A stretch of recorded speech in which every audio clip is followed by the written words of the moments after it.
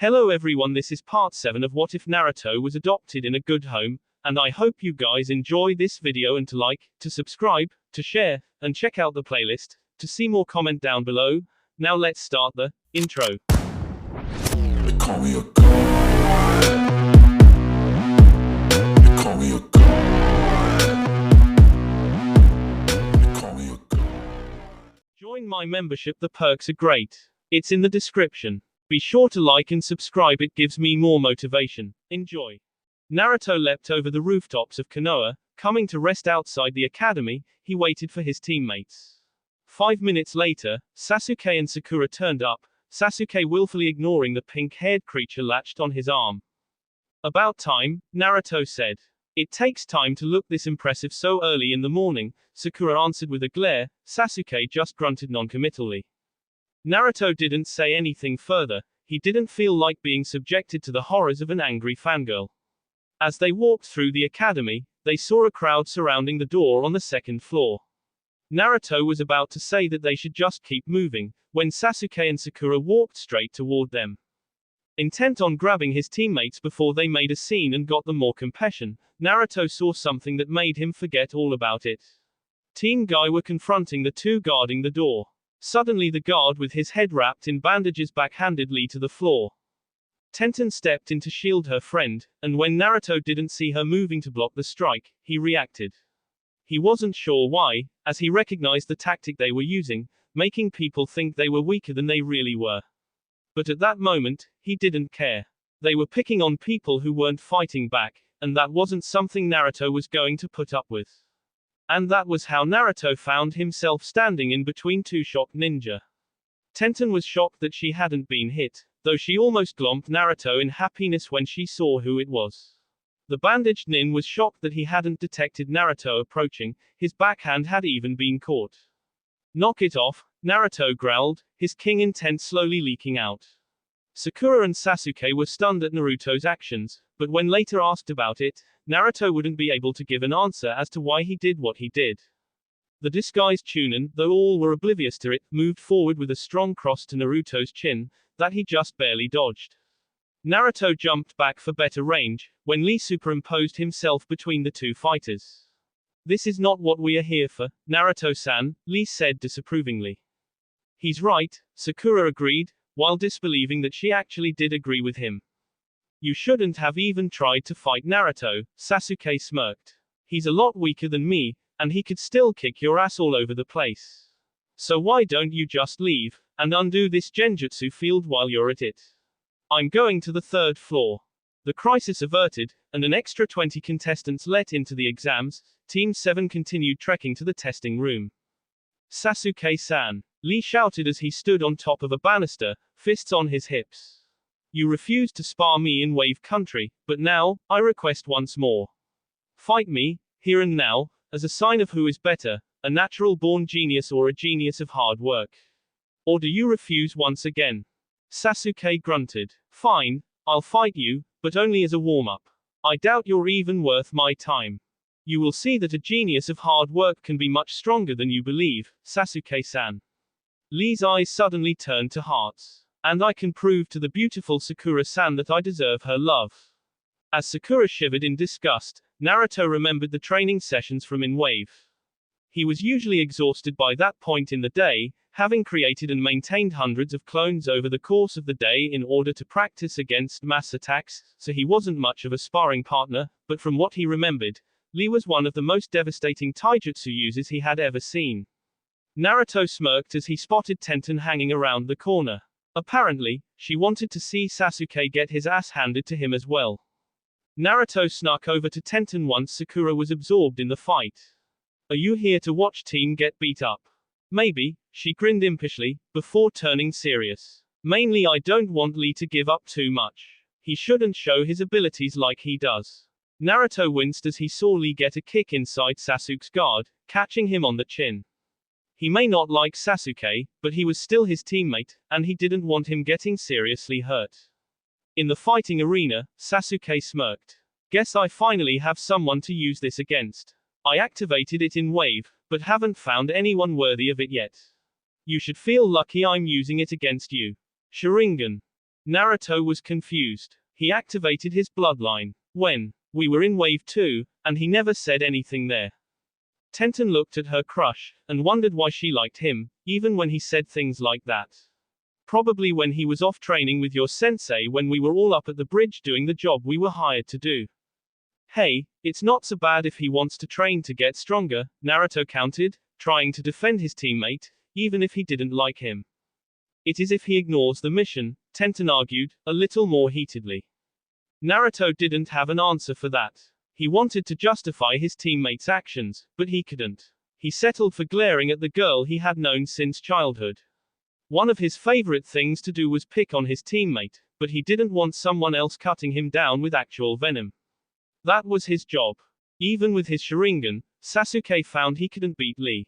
He could track the boy's movements, but he couldn't tell what kind of jutsu he was using to beat him. He couldn't even detect any genjutsu or ninjutsu he was using. Maybe his eyes weren't strong enough. I see you are wondering what technique I am using to beat you, Lee said as he started to unwrap his bandages. I am using neither ninjutsu or genjutsu in my attacks. It is all taijutsu. The Sharingan can track all taijutsu, Sasuke spat, his lips slightly split. Lee smiled in a knowing way. I have dedicated myself to defeating natural-born geniuses, especially those geniuses born into a clan with bloodlines. As such, I have learned all about all the bloodlines I could. I know all about your Uchiha bloodline, and I have figured out how to beat it. And how's that? Sasuke demanded, looking as if he believed he was entitled to the information. It is true that the Uchiha bloodline can copy ninjutsu and taijutsu, as well as see through genjutsu, but there is one major flaw that is not taken into consideration. And since I have trained extensively in taijutsu, I can exploit it to its full extent. Lee was getting a lot more excited now. Naruto and Tenten were both surprised he hadn't mentioned youth or something similar yet. The Sharingan may be able to see my movements, but if you aren't fast enough to catch up with me, there is no way to defend against them. Kage Buyo. Lee shot across the floor faster than most could see. He kicked Sasuke in the chin, sending him straight up, soaring in the air. Lee leapt up after his opponent, in the same arc, wrapping his loosened bandages around Sasuke, binding him tightly. Before the attack could be completed, a thrown pinwheel caught the tail of one of Lee's bandages, pinning it to the wall. A large turtle puffed into existence as both Lee and Sasuke landed roughly.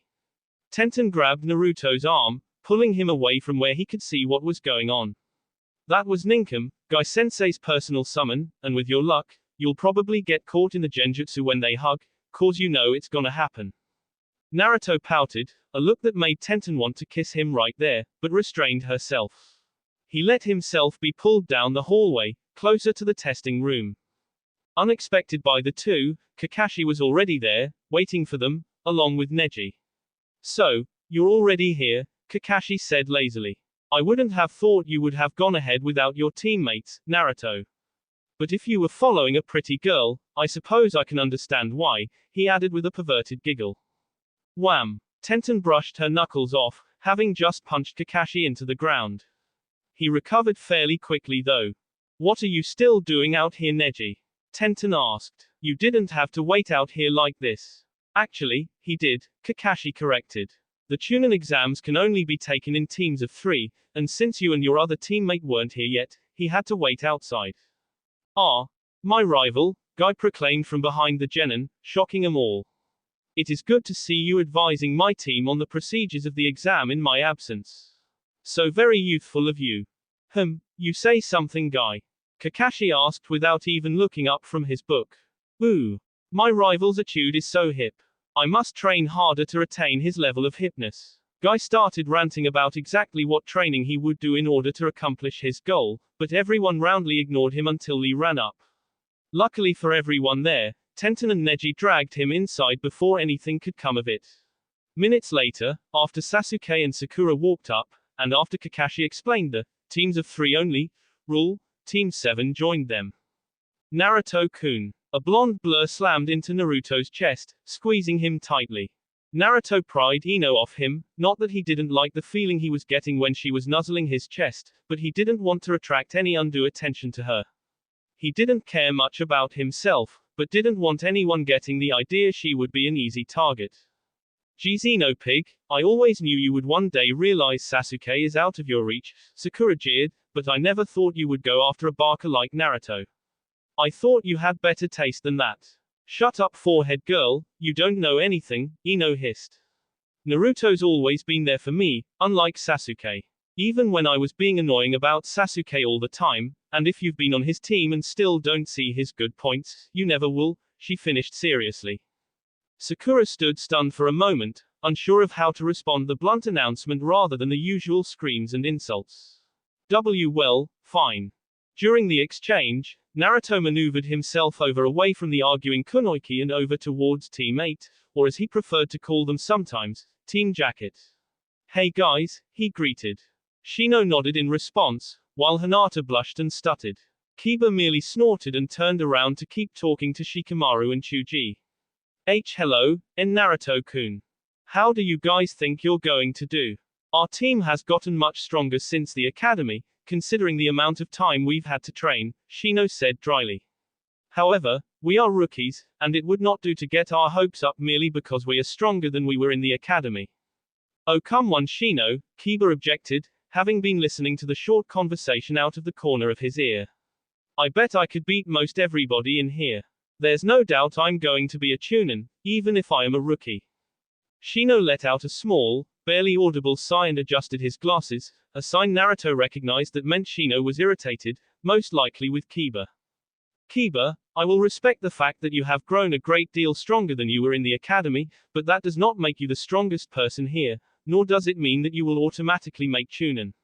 While I would like to believe that we will all advance, however, logic states that as we are all rookies, we will likely all fail before getting too far into the exams. Furthermore, the likelihood that any of us will be promoted is slim, to say the least. What? Kiba was confused. Despite being on the same team with him, Kiba hadn't made much headway in deciphering Shino's words. Do you really think we will fail, Shino-kun? Hinata asked, suddenly even more nervous than before. As rookies, it is highly likely we will not pass the exam. However, we have grown strong enough to put forth a good showing, which is the most anyone could reasonably ask for. Shino looked at Hinata seriously behind his dark glasses, though Naruto could tell he wasn't angry. Naruto didn't know exactly what Shino was talking about, but figured he was trying to boost Hinata's confidence. Which was something Naruto had no problem helping with. Don't worry Hinata, you're plenty strong to take out anyone you come up against, Naruto laughed. I doubt you'll even need to fight most of them. They'll probably get knocked out fast, before the fighting even starts. A silver-haired genin walked over. You know, you guys should probably be quieter. There are a lot of people here who would K you for saying something like that. Those rain nin over there, they're known for the short tempers. As the rookie 9 turned to look at him, the rain nin's current intent was brought to bear upon them. Most shook it off, while the braver among them sent back their own. Being that this isn't my first time taking the exam, you probably ought to listen to my advice, the silver-haired genin said. I'm Yakushi Kabuto, by the way. Ah, Kabuto-san, is this your second time taking the exams? Sakura asked. You said this wasn't your first time. Kabuto laughed lightly. Oh no, this is my 7th time taking the Chunin exams. Everyone's mouth dropped at that, though Naruto and Shino stored it in the back of their minds. Taking the Chunin exam 7 times and not getting through was suspicious, no matter who or how bad a ninja you were. Most likely, if you hadn't passed after that many times, you would either give up ninja life altogether, or your sensei would stop allowing you to take it. Wow, so you must have a lot of information on the exam, Sakura commented. More like he knows how to lose, Shikamaru muttered. Yeah, I've learned quite a bit. Kabuto held up a stack of cards. I've even made these special info cards that react only to my chakra. I have information on every genin in the exam. Since you're rookies, I could give you a hand. Do you have anyone you want information on? Sasuke immediately spoke up. Rock Lee and Sabaku no Gaara. Oh, so you know the names. That'll make it too easy. Kabuto set the cards on the floor, and his hands blurred as he plucked 2 out. A quick infusion of chakra later, and they showed the information on Lee and Gaara. Rock Lee of Konoha. Sensei, Meitogai. Teammates, Higurashi Tenten and Hyuga Neji. He graduated last in his academy class, but his taijutsu abilities have grown immensely since he became a genin. He's completed 22 D rank missions, 12 C rank missions, was apparently called in as reinforcements on a mission with bad intelligence. I don't have the rank.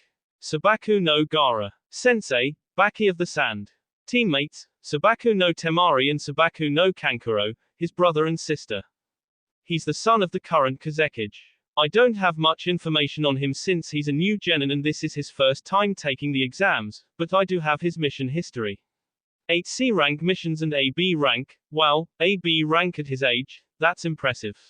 Oh, and there's one more note here. It says he's completed all his missions without even a scratch on him. I think I'd steer clear of him if he's as good as all that. Uzumaki Naruto. Everyone looked at the blonde curiously, but Kabuto pulled the card anyway. Any particular reason you wanted to see your own card? Naruto snatched it from the silver-haired genin and looked it over. It had all his standard information, his sensei, teammates, mission history. However, it also mentioned he had been raised by Ibiki and Anko, and was responsible for bringing Zabuza and Haku to Konoha. It didn't mention his status as a Jinchuriki, or the fact that he had merged with Kyubi. Of course, no one should have that information unless he personally gave it to them. It also had nothing on his ties to Tsunade or the fact that he was responsible for her return. Overall, not as much information as there could be, but Naruto spared the card to shreds. Not totally complete, but information can get people ked. I'm not going to let anyone else have information on me if I can keep it from getting out. A dark look passed over Kabuto's face as Naruto destroyed his card, but it was gone just as quickly. He shrugged and smiled politely. I wish you wouldn't have destroyed my card, but guess I can understand where you're coming from. I suppose I would want to remain as unknown as possible too. Not like those Oto ninja who came here for the exam. They're a small village, but their ninja have been making a lot of noise about how they're all going to be the strongest and all the Oto ninja are going to pass. Personally, I think they're all just trying to intimidate the other teams. I've seen their mission record, and it's not that impressive. Naruto caught the movement out of the corner of his eye, but it was quick and with so many other people in the room, hard to detect. As such, he was only able to get himself out of the way of the sound ninja's attack. Kabuto didn't fare so well. He dodged the kunai that flew towards his head, but it put him directly in line with the attack from the bandage-wrapped ninja. It looked like Kabuto had gotten out of the way of that one as well, but as soon as everyone relaxed, Kabuto collapsed to the floor, vomiting. Quiet down, you worthless bastards. An angry voice commanded from the front of the room. Ibiki and a group of Chunin puffed in, all with either scowls or smirks on their faces. The Chunin started to move to the edges of the room, taking up places in chairs around the perimeter of the room. Only 2 Chunin remained at the front with Ibiki, but the most interesting thing was when mirrors of ice started forming in between the Chunin's chairs, and a person appeared in each one. A person in a greenish battle kimono and hunter nin mask. Naruto noticed that instead of the Kiri symbol, Haku had buffed the mask smooth and left it that way, not putting the Konoha leaf there. Which made sense, considering Haku wasn't actually a hunter nin. Thanks for waiting, Ibiki said with a sadistic smirk. I am Morino Ibiki, the examiner for the Chunin selection exam's first test. He pointed to the back of the room where the Rookie 9 and the Oto team were standing. Team Oto, stop doing as you please before the exam. You're guests of Konoha, unless you want to fail already. The one who seemed to be the leader, the one with the bandages, spoke for his team. I apologize, this is our first time, I admit we got a bit carried away. But no one could expect us to stand by as a weakling badmouthed our village. Bah, deal with it. There will be no fighting without the permission of the examiner, me. And even if permission is granted, King, your opponent will not be tolerated. Any pigs that disobey me will be failed immediately and sent back to their villages. Do I make myself clear?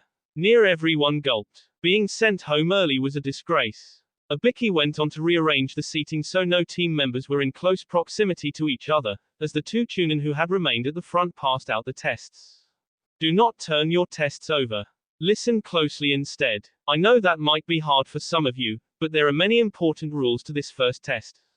The rules will be written on the board, but questions will not be allowed. Rule 1. Everyone starts with 10 points. The test has 10 questions and each one is worth 1 point, but this test uses a subtraction system. If you answer all the questions correctly, you'll keep all your points. But if you miss 3, you'll end up with 7. Rule 2. This is a team test. Your combined score is what determines if you pass or fail. So, each team will compete to see how many points they can hold onto from the initial team total of 30. Wait a second. I don't understand this initial points system either, but why is this a team test? Sakura yelled out. Shut up. You have no right to question me. There is a reason, so listen. And now for the most important rule of all. Rule 3. Anyone caught cheating by any of the testing officers will have 2 points subtracted for every offense. Sakura deflated hearing that, so there's other ways to lose points. And the final rule, any that lose all their initial points during the test and those that don't answer any questions correctly, will be failed along with their 2 teammates. Abiki smirked mentally as he stood at the head of the testing room. He had been doing this for a long time, and only the strongest would get through, he would make sure of that. He had long developed the technique he was using now, one he used often. It didn't have a name, mainly because most never take the time to figure out how to do it, and he didn't care what it was called. By the time a shinobi reached Chunin, they had learned how to produce king intent. At least they were supposed to. However, most could only do it in an on-out-of-off method to start with, or could only use it when feeling a negative emotion, and when done that way, the amount of king intent depended on what the emotion was. Only experienced nin could use it effectively enough to summon it up at will, and control how much they used. However, those that could produce a large amount usually only did that. They just let loose their king intent in one burst. However, Abiki's technique wasn't like that. He used in when starting an interrogation, most of the time. It started out by releasing a small, unnoticeable amount of king intent, and gradually increasing the amount. The usual effect, provided you could keep the victim occupied on something else, would be that they wouldn't notice the rising intent, and would become increasingly nervous and paranoid, making mistakes and spinning themselves up. Its effects were subtle, but frighteningly effective when used correctly. Sadly, not many bothered to learn how to do it. Surprisingly, Naruto could, even if he didn't use it all that often. Actually, it wasn't that surprising. Naruto sucked up pretty much any technique you put in front of him, and wouldn't stop until he figured it out. Most other shinobi, however, preferred learning physical interrogation if they were going to learn it at all. Abiki knew that was limiting him, but to each his own. The technique also didn't work as well on a group as it did on an individual, but it was more than enough for a genin who wasn't ready to advance. Only those who had a chance of becoming Chunin would make it past his test. However, as Abiki looked out over the group, he noticed that there were a lot who could potentially make it past his test. Naruto had told him about the team from Suna and their confrontation a week ago. As long as they didn't get caught cheating, they were more than capable of passing. Beyond his test, he wasn't sure, but he knew his ability to produce king intent wasn't as good as a demon lord's. And if they spent any time around a Jinchuriki whose demon was constantly close to the surface, they had nothing to worry about. At least from him anyway. Abiki knew Naruto's team would pass. He had taught Naruto how to break someone mentally, even if he hadn't been in a situation to actually do so yet, and knew his little brother knew enough about the exercise to recognize it and pass. The Uchiha was smart enough to figure out some way to cheat. It would be easy if he had activated his bloodline. And Haruno was simply smart enough to pass, period. Shino's team would pass. If the recon and information gathering team couldn't pass, no one would. But he had a feeling they would be fine, as long as they weren't too intimidated by the last question. Abiki knew Team 10 well enough that he already knew how they would cheat. Ino would use Shintenshin no Jutsu, probably on Haruno based on where the two were sitting. Shikamaru was more than smart enough to get past the questions, and he would use Kage Main no Jutsu to make sure Chuji had the right answers. Guy's team was ready too. Neji was using his Byakugan, and Tenten had a fairly good setup going with Lee. She was using near-invisible wire to manipulate a mirror on the ceiling. It wasn't too obvious, and his team had set up the mirror before the genin started coming in. He had expected someone to use the mirror, but only someone who was prepared and could be subtle enough to not get caught. Tenten was doing well. SHPTT. Haku had just thrown a senbon from one of her mirrors and LD one person's test. Kotetsu shouted out that he and his team were disqualified for failing. SHPTT. SHPTT. 2 more teams gone. Naruto knew what was going on with the test. Ibiki had taught him psychological games, and he knew this one. Only the truly smart people would be able to answer the questions, and Naruto knew that way was out. But he also knew how this test was going to end. Everyone would be forced to make a decision on whether or not to continue. He didn't know what his adopted brother was going to use as a motivator, but Naruto did know it would be good. He also knew that Sakura could see him from where she was, and if she thought he was going to fail the team, she might quit instead.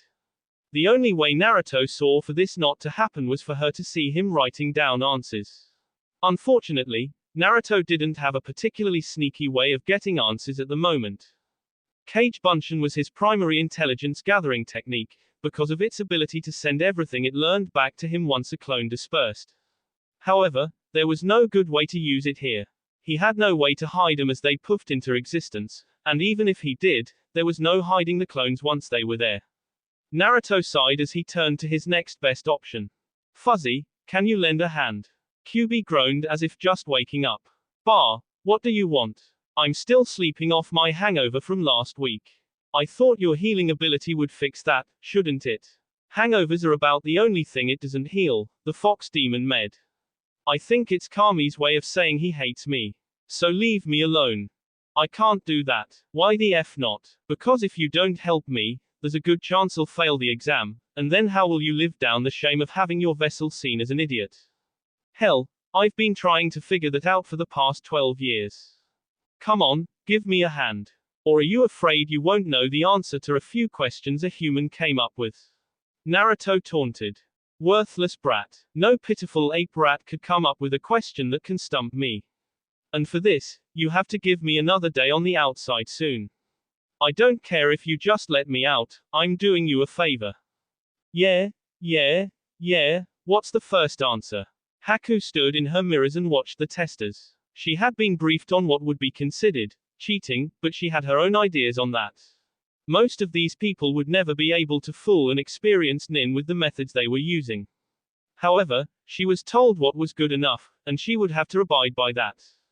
Haku hadn't really wanted to do this, but after Naruto had made some choice comments to Ibiki, the scarred man had offered her the equivalent of a C-class mission to come in and help pick out cheaters for the test.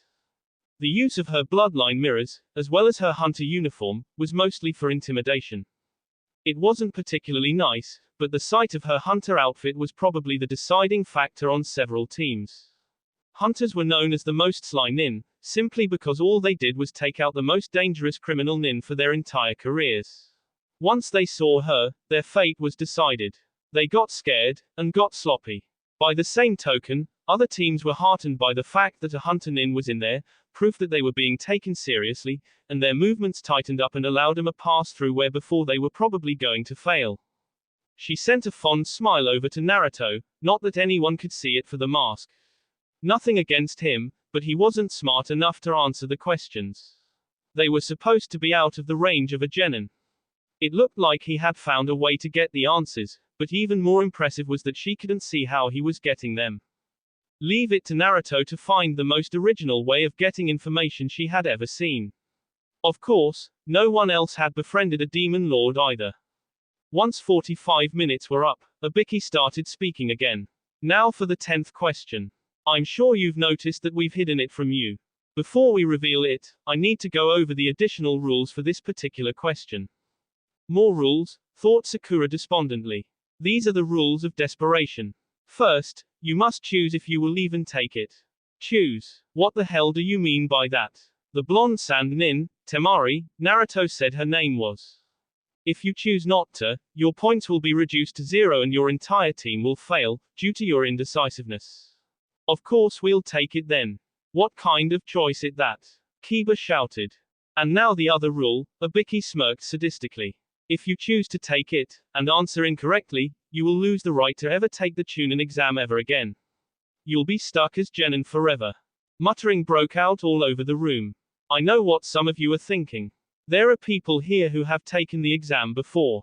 But they were lucky. They didn't have me as a proctor. This year I'm running things. Just be glad I'm giving you a way out. If you don't think you can make it, you can quit and try again next year.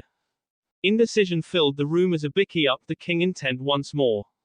Teams started dropping like flies. More than a dozen had dropped before Naruto looked back at his teammates. Seeing Sakura starting to raise her hand, Naruto didn't even think. He slammed his hand into the desk and shouted, "Don't underestimate me and my team. I will never run." Everyone gawked at Naruto's actions. "I'm going to take it. I don't care if I can never take the exams again, because I'm going to be Hokage no matter what." Even more shocking than Naruto's proclamation, Shino stood up. "Additionally, you have no right to forbid us from taking the exams again. You may have rights to fail us now, but the only person who can forbid us from taking it again is the Hokage. And that only applies for the Konoha Genin. Not to mention none of the other villages would uphold such a rule. They would not forbid their Genin from advancing just because of your rule." Shino adjusted his glasses. "However, even if they did, there are many methods for advancing through the ranks other than this exam. If there weren't, there wouldn't be nearly as many Chunin as there are." Any nervousness that had filled the room had left now. Naruto's words had filled the other testers with confidence, and Shino had pointed out the flaws in the rules that were almost always overlooked. There was no point in dragging it out any longer. "Is that your final decision? This is your life on the line after all. If you're wrong, you have just thrown away everything you've worked toward." "I will follow my unbending words," Naruto growled harshly. "That's my Nindo." Ibiki smirked. He would have to put Naruto through his paces for this later on. "All right then." Everyone left, passes. At the shocked looks on everyone's faces, excluding Naruto, the scarred Junin explained the true purpose of the test. They were testing information gathering prowess with the first 9 questions, and if they had the heart to go through with a mission with the last question. Some were suitably upset, but before they could truly react, Ibiki noticed the next proctor barreling towards him. He took a step back. The window shattered as a large ball shot through it. It exploded outward at the head of the room, kunai pining the corners of the large sheet up. On it, the words read, "The proctor of the second exam, the C. Mitarashi Anko." In a side note at the bottom, "Ibiki, remind me that we need milk. I'm your next proctor, and for that reason, you shouldn't be celebrating right now." Anko paused and looked out over the remaining teams. 78. "What the hell? You losing your touch, Scarhead? There's just a lot of outstanding teams this year," he reasoned with a shrug. Anko waved it off. I'll cut this number in half, at least, by the time the second exam is over. Now, since I'm getting kind of excited, follow me." After the teams were gone, Ibiki collected the papers alone. Once he got to Naruto's, he paused. All the answers were correct, extensively so, but there was an extra answer, in the space for the 10th question. "Anarchy. You should pay attention to that Kabuto guy. I don't know what's up with him, but he knows way too much to be a genin, and he smells like snakes, like Nei-chan. I know Anko hasn't been teaching him, so I can't think of any reason why he would except for some reasons I don't want to say if I'm wrong. But I think he's really suspicious. He apparently had the stats on everyone in the exams, detailed information, including mission logs. I know a genin shouldn't be able to get their hands on another village's mission books. And he was spreading it around. If he really is good enough to get that information, he more than knows to keep it to himself. What do you think? Naruto, future Hokage." Ibiki read it over twice before destroying the paper. He didn't need any spies finding out that they were onto Kabuto.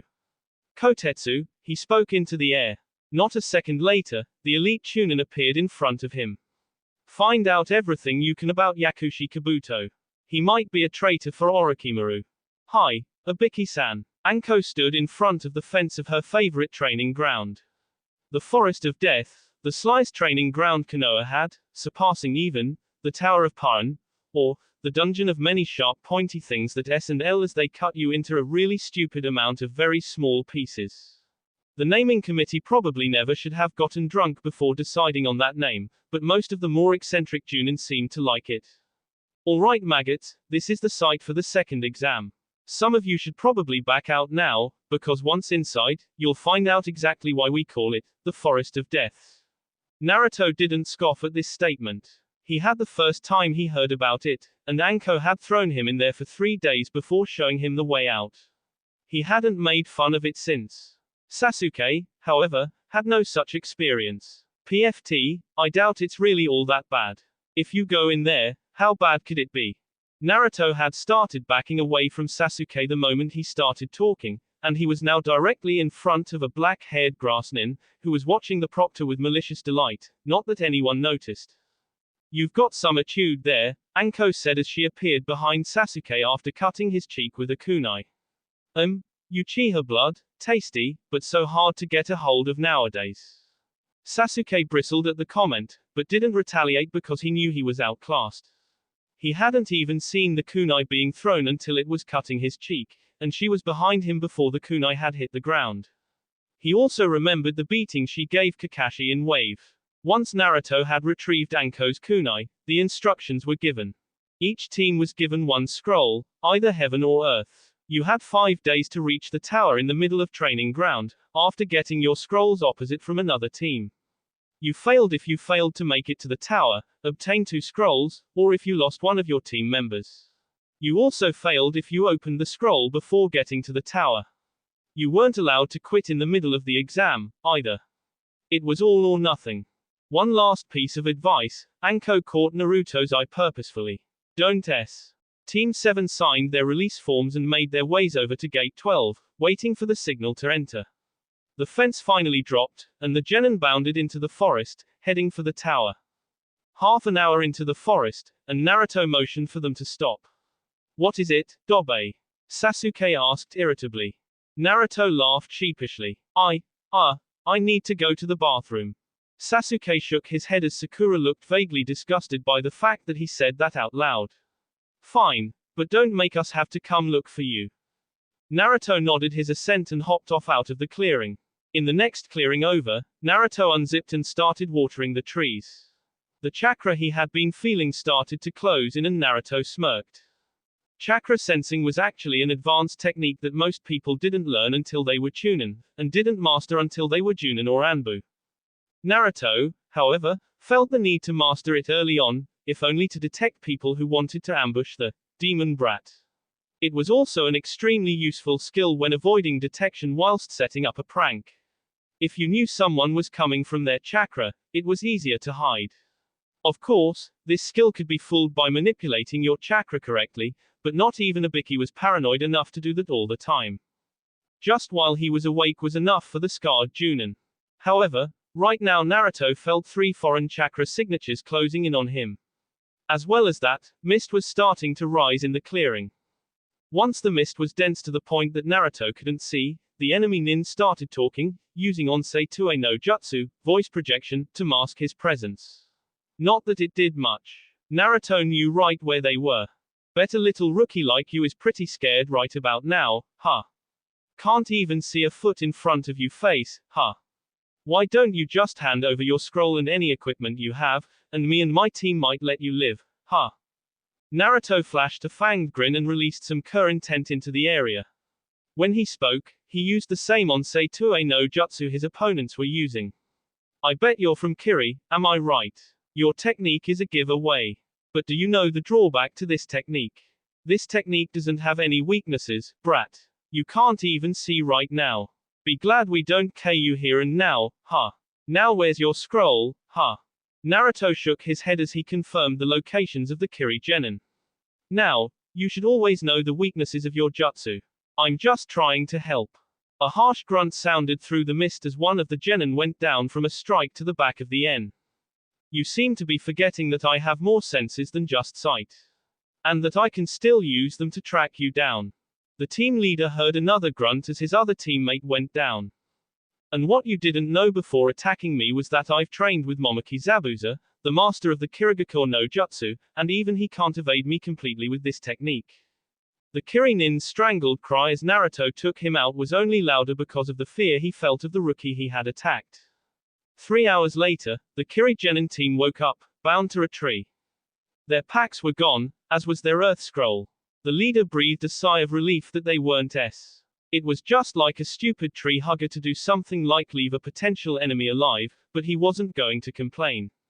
Anyone who had trained with one of the 7 swordsmen could have definitely beaten him easily, and they were lucky they had just had their stuff stolen. They could steal more off another team, but they made the mental note to stay away from the Konoha team. They weren't likely to get a reprieve a second time. Naruto had just made it back to the clearing when he saw Sasuke threatening another Naruto. He knew he hadn't made any clones, so that meant it was someone under a henge. Naruto decided to wait for the best time to reveal himself. Not only tactically, but when it would look the coolest. My vessel is an idiot. Kyuubi shook its head from inside its cage, hearing what Naruto was planning. Before Naruto could pull off a dramatic entrance, a huge gush of wind from the newly revealed grass nin blew him off into the distance. Halfway through his flight, Naruto looked down and saw the team from Kiri he had tied up. They still weren't awake. Granted, it had only been a few minutes, but he must have hit them harder than he thought. Naruto hit the ground at a bad angle and skidded to a stop 30 feet away. He lay there for a moment before kicking up and shaking away any dizziness left. Once his eyes focused, he realized what he was looking at. A giant snake. Naruto said simply. There was no anger, barely any emotion at all, just resignation. The snake snapped out just as soon as the word left Naruto's mouth. He was still moving half speed from his crash, but was reorienting himself quickly. Naruto quickly bit his thumb and stuck it down his shirt, swiping blood across the weight seal and deactivating quickly. Unfortunately, Naruto wasn't quite quick enough. Just as the gravity around him lessened, Naruto was swallowed whole by the enormous purple snake. Sliding down the snake's teeth, or whatever the hell part he was in at the moment, he wasn't entirely sure how snakes worked, Naruto was subjected to his tenant's rants. You stupid ape rat. You are the dumbest person I've ever been sealed in. You're also the only person I've been sealed in, but that's beside the point. Get us out of here now before I do. I'll flood you with so much yuki that you'll burn your way out of here, but won't be able to move for a week. Damn it, fix this now. Naruto shoved the Kyuubi's voice to the back of his mind while he frantically tried to think of a way to escape. He had faced one of Anko's giant snake summons before, but he had never got eaten by it. Instead, he had covered a log in exploding tags and threw it in its mouth when it got close enough. That's it. Taju Kage Bunshin no Jutsu. The snake, which had been on its way back to report to its master, stopped suddenly as it felt something bulge. Seconds later, it exploded in a mass of gore and blood before dispersing into smoke, returning to the summoning realm, wherever that may be. Naruto gagged when he smelled himself. There was no hope being stealthy when he smelled like this. Even worse, he squished when he stepped. Even with his considerable sneaking abilities built by years of pranking shinobi, he couldn't eliminate it altogether. He knew he needed to get back to his team, but there was no way he could be any kind of help if he couldn't hide his presence at all. Cursing his luck, he made his way to a nearby stream, not bothering to reactivate his gravity seal. Sasuke and Sakura froze under the king intent that was bearing down on them. Sasuke shakily cut his leg just in time to avoid the kunai the insane Kusanin had thrown at him, barely saving his pink-haired teammate.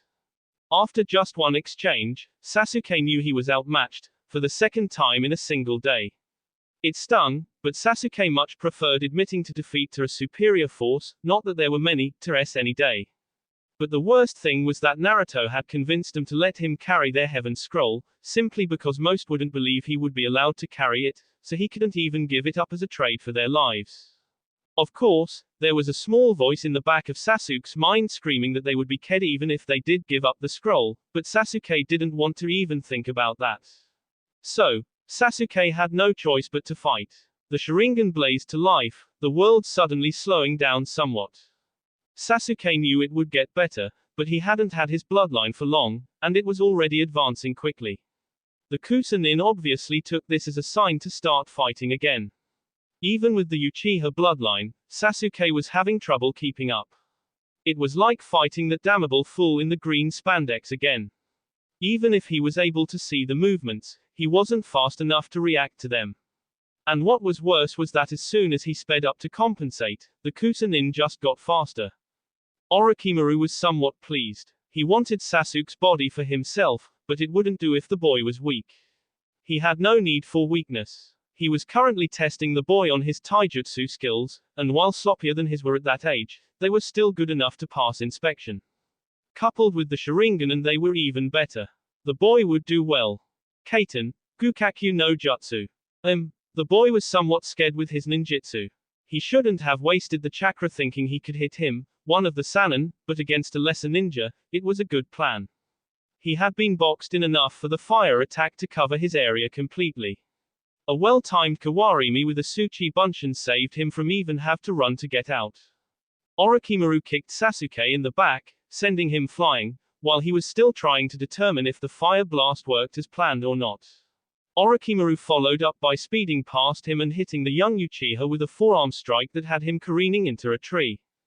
Sasuke recovered halfway through and rebounded off the tree trunk. Descending towards the snake-like nin, he flashed through a familiar set of hand seals. Kaiten, Hausenka no Jutsu. The small fireballs flew towards Orochimaru, who smirked. Knowing he wouldn't be able to see if he used the same attack again, he adapted. However, it wasn't near enough to beat him. He placed himself on a tree branch and let the fireballs pass on either side of him. It wasn't until the attack had passed him did Sasuke's true plan come into play. The shuriken that had been hidden in the fireballs arced around the tree and the wire attached to them caught Orochimaru. Before he could escape, Sasuke threw 3 windmill shuriken, with stronger wire this time, and Orochimaru was bound tightly to the tree at this point. Still controlling the wire in his hands and teeth, Sasuke ran through a last set of hand seals. Kaiten, Ryuka no Jutsu. The intense fires ran down the length of the wire and completely covered the area, even causing a small explosion when it hit. When the attack finally calmed down, Sasuke was left panting from the chakra expenditure. But when the fires cleared, Sasuke was in shock. His opponent from Kusa was still standing there, only slightly singed by the devastating attack, and half of his face was melted off. Sasuke knew there was no way he was coming out of this alive now. Kukakukaku, very good, Sasuke-kun, the newly revealed man chuckled, a sinister sound that chilled Sasuke to the bone. To be able to use the Sharingan so well at a young age, you may just surpass your older brother Itachi someday. I had fun testing you today. Allow me to give you a gift. Faster than Sasuke could even think about reacting, the snake Sannin's head shot out and bit the last loyal Uchiha on the N. A volcanic burning erupted from the mark, and Sasuke immediately began to waver.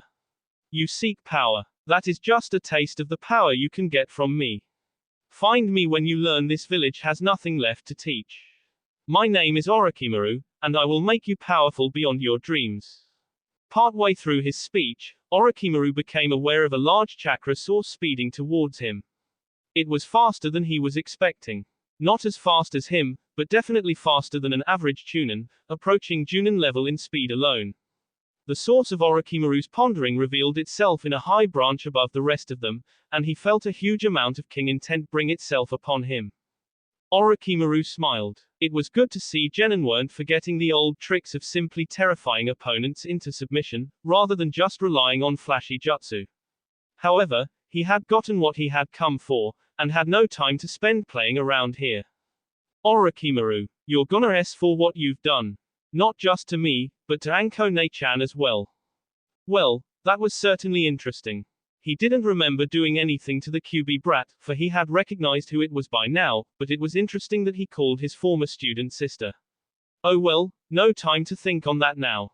Naruto saw the snake bastard below him, and knew he wouldn't be able to take him on by himself. He still couldn't even come close to Tsunade, the one called the weakest of the Sannin, not that anyone said that to her face, so he knew he would need help. Fortunately, Naruto knew just how to do that. All it took was 6 hand seals and some blood. Kuchiyos, Kitsune Shutai. Fox platoon. More than 100 foxes appeared in a mass of smoke. Sakura. Naruto yelled. Get Sasuke to safety. I'll hold him off as long as I can. Having just seen Naruto pull off something that she had never seen him do before, she didn't argue. She grabbed Sasuke and dove into a hollow at the bottom of the tree she was under, hastily constructing a genjutsu to hide them. She could wonder about Naruto's new power later on, right now she had to protect Sasuke, who was now completely unconscious. The summoned foxes ranged from the size of a large dog to the size of a large horse, all with either 1 or 2 tails. They were wearing metal combat armor over their vulnerable parts, and their claws and teeth seemed sharper and more vicious than a normal fox's would be. At the head of the group, next to Naruto, there was a single 3-tailed fox, the size of an elephant, wearing classic samurai armor, sans the swords. Kyuubi had once told Naruto that the Snake and Fox clans had never been on good terms. He remembered that now. That man is the head snake summoner, and the one who was the reason your lord was sealed. Him to shreds. The foxes gave a terrifying battle cry as they launched themselves at Orochimaru. He was faster than them, but the sheer number of enemies was overwhelming.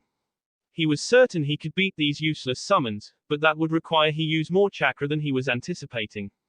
If he used more than he planned, he was sure to be found out before he was ready. And that would not do at all. Orochimaru sighed. He never thought he would have to bring this out against a simple genin. What Orochimaru didn't acknowledge was that Naruto has never been a simple genin. In fact, he has never been a simple anything.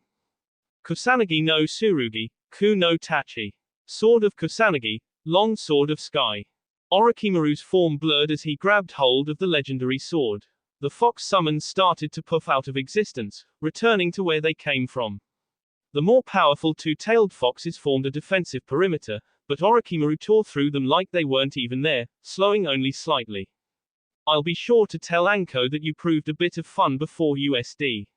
I'm sure she will be happy to hear that, Orochimaru gloated before cutting a deep line from Naruto's right hip to left shoulder, then sinking into the tree branch. Find the snake. Daki, the three-tailed leader, commanded the remaining foxes. I will get Naruto-sama to help. Daki picked up the fox summoner and dashed down to the forest floor where Sakura was waiting with the unconscious Sasuke. He moved straight past the genjutsu, as paltry human illusions could barely even touch the senses of a kitsune, and stuck his head in the hollow. The pink-haired girl screamed, but was silenced quickly. Help him, teammate of Naruto-sama, Daki ordered. There was no room for argument. Already, Naruto was passing out. And for someone who could sustain as much damage and take as much pain as Naruto, that was serious. Sakura didn't know what to think. Foxes were something of a taboo in ever since the Kyuubi no Kitsune attack 12 years ago. They were portrayed as evil in the village, and a sign of bad things to come. As such, she never much liked the furry mammals. However, after working with Naruto and Gintoku for so long, she had gotten more used to foxes. Even so, Gintoku was nothing like this imposing armored kitsune. Naruto had left Gintoku at home so he would be safe, and after seeing that Naruto could do something like this, she could see why he wasn't hesitant about leaving his partner at home. She wished she could summon someone to help her at times, though certainly not foxes. But at the moment, she was being ordered by a fox to do something. A talking fox. She had never seen one of them before. The only talking animal she had seen before was once during a training session where Kakashi told them to evade capture, then summoned a pack of dogs to sniff them out. One of those dogs talked. Perhaps it was just a characteristic of summoned animals. She'd have to read up on that later. I don't have the proper materials to help him, Sakura said weakly, ashamed. Due to the way she was raised, she didn't like foxes, but she wasn't above helping one if it meant saving her teammate. Unfortunately, she really didn't have anything that could fix that kind of injury. There were some bandages in her bag, but she didn't have enough to stop this kind of blood flow. A large one-tailed fox leapt down and stood next to the samurai armored leader. Daki Teiko, I have found several bags that have Naruto-sama's scent on them. It is somewhat faint, and other scents are more prevalent, so we believe Naruto-sama took the supplies after defeating his opponents. Daki nodded his head. It is good to see Naruto-sama was thinking ahead. He turned back to Sakura, who was staining her hands with blood while trying to keep the wound closed. Use these to heal him. Again, it wasn't a suggestion. Gather the others and send them back here. We will stand watch until our chakra wears out. The younger fox nodded and bounded off. Daki nodded approvingly as Sakura fed his summoner a blood-replenishing pill and began using the recently gained supplies to stop the bleeding. Anko stood between two Chunin, staring at the S-boss before her. S-boss were nothing, she'd seen so many she was mostly unaffected by them now, but these were different. They were victims of one of Orochimaru's jutsu, and it scared her that he could be so close and not have them know it. She straightened and ordered the Chunin to contact Anbu so they could send some teams into the forest. She didn't know how much good it would do against Orochimaru, but it would be better than nothing. As soon as the Chunin were gone, Anko disappeared into the forest, her thoughts on her traitorous former sensei, and what she would do to him once she found him. That will be all for this video. Be sure to like, subscribe, share, and comment down below for more videos. Goodbye.